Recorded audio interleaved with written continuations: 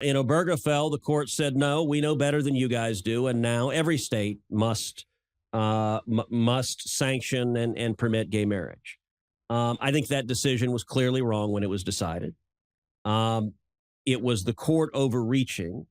That was Senator Ted Cruz on Saturday saying that he believes that the decision that legalized same-sex marriage across the country was wrong. And that, it should be in the states, and it was overreaching. How dare the court overreach and guarantee civil rights for people? No, it should be in the states. You know what other decisions conservatives believe that were wrong? And again, I've got a list for them. Thomas laid it out. But the major one was, of course, slavery. It's what they wanted to leave to the states because they wanted people to be able to own slaves. Now, I happen to believe that civil rights and protection should not be based on the whims of people in individual states. I don't think that we should be made up of 50 different countries with different laws on civil rights. But that's just me, apparently. But I'm not a Republican, and I'm also a decent human being. I know. But look, in this country, you're supposed to be free. Hey, Ted, don't you believe in freedom? Republicans, don't you believe in freedom? The freedom to marry who you want, the freedom to do what you want with your body. I mean, look, during the mask thing, you kept saying, my body, my choice. But when it came to, actual bodily autonomy, you don't seem to care at all. Freedom. But I'm for freedom. I'm for freedom. No, you're not. You're for controlling other people. Look, LGBTQIA plus rights are the civil rights of our time, the civil rights of our era. And once again, conservatives are never on the side of more freedom. They're against freedom. And he's not the only one. Again, I mentioned Thomas earlier.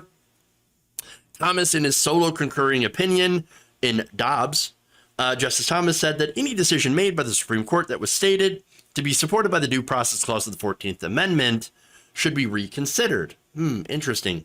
He said any substantive due process decision was demonstrably erroneous. Yes, in his words, adding that we have a duty to correct the error established by those precedents. Not only is Obergefell on the radar, an error to him, right? But also, he wanted to look at Griswold v. Connecticut, which established the right for married couples to use contraception so they can avoid having children they might not want or cannot afford. Lawrence v. Texas, which prohibits states from banning sexual relations between people of the same sex, as well as, of course, allowing oral sex between not just same-sex couples, but straight couples as well, heterosexual couples, basically making it so that the state can't send in police to stop you from getting a blowy. I mean, imagine running on that. Again, Ted Cruz wanted to make sure that you had no more than 6 sex toys at a time in your house. Well, I thought you guys were for freedom. I mean, what do you care how many sex toys somebody has? How many fake penises somebody has in their drawer?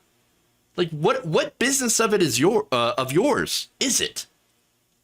No, they're not for freedom at all. Not for freedom. And by the way, again, loving Virginia also protects interracial marriage. Now, here's the thing about that. While Thomas did mention Obergefell, Griswold, and Lawrence, he did not mention Loving. Why is that? Why is there such an omission? On Loving? I'm sorry. Yeah.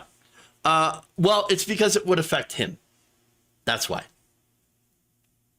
Republicans will only do things that don't affect them.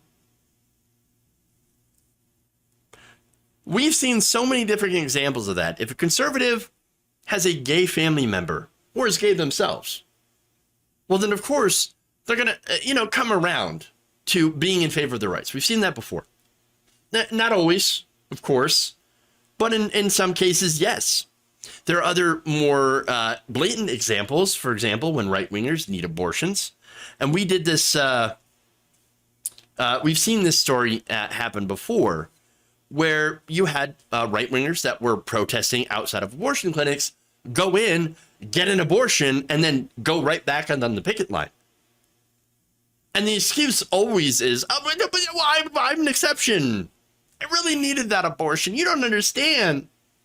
You know, I had to get it. I had to get it. And of course, there's always the Scott Desjardins of the world. My mistress really needed those abortions. What can I do? What can I do? And then later on, they'll come out and say, oh, I got right with Jesus. Oh, did you now? No, this is always about what helps them control other people. They are not the party of freedom. They're the party of control. They're the party of controlling you.